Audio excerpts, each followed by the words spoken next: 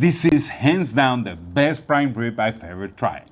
And here we have it. Today for this video, I'm not gonna even cut my hair because this is the best, the most delicious, the most amazing thing you can cook for Christmas or any holiday. We have the famous, the amazing, the juicy, the beautiful prime rib right here. And we're gonna cook it in a different way that you guys are going to love because there is no way you're not gonna love this thing. Now, I should tell you something right now. There is a big problem with this thing. If you're a vegan or you like well done meat, you should not try this at home because it's not gonna work.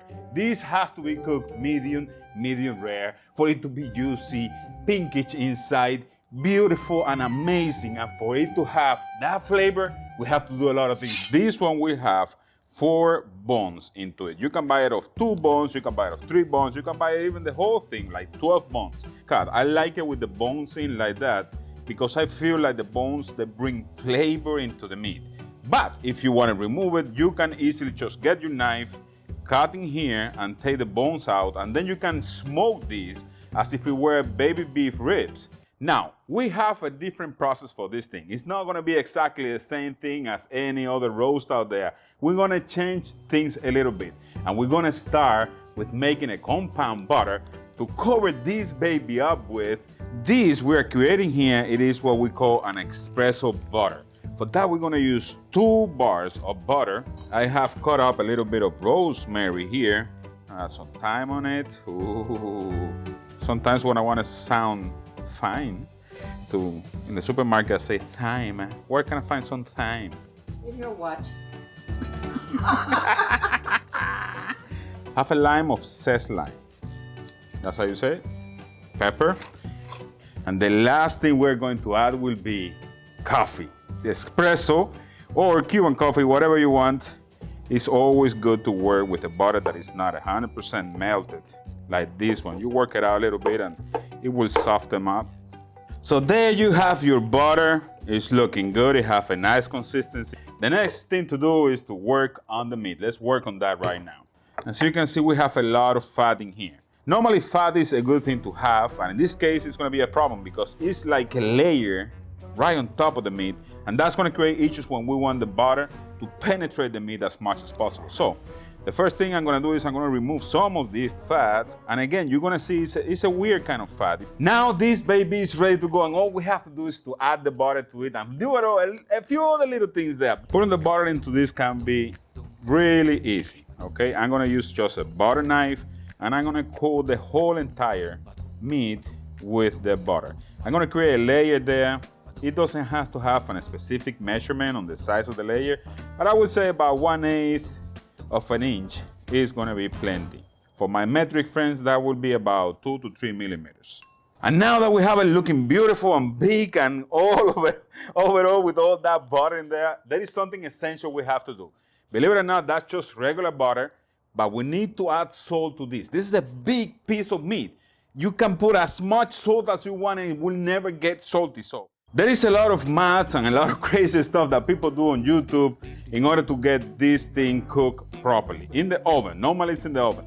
But I will tell you this, guys, get a thermometer. That will save all your cooks. And we have these thermometers here. We're just gonna stick it in the middle of the meat and we're gonna allow them to get to 120 degrees. And this thing is gonna tell us everything we need to do. All right, we put the wood in the grill. We have everything ready to go. The grill is at 250 degrees. And now let me explain to you what we're going to do. This that you see here is just a pan that I'm gonna put right underneath of the prime rib to collect all the juices and all the butter and all the spices that fall from it and make an au jus with it. Oh my goodness. The smoke from the wood, everything is working exactly the way it's supposed to be. And this thing is gonna be delicious, but we just have to close it up now and let it cook. The thermometer just told me that that baby is ready to go and it's time to take it out. So let's look at this baby here. Look at that. And here we have it. It's amazing, but we're not done yet. Let me explain to you now what's gonna happen. I'm gonna leave the grill open like that, and I want all that heat to get up to about 400 degrees.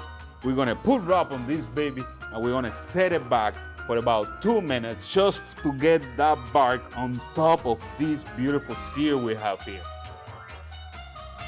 Well, it's been about 2 minutes and it's time for me to take this baby. Oh, look at that, Miss Ninja. And here we have it.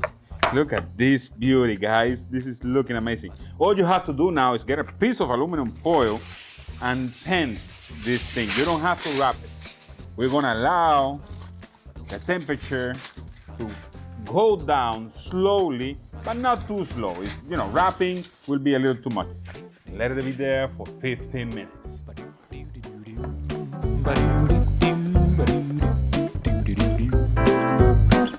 Wow.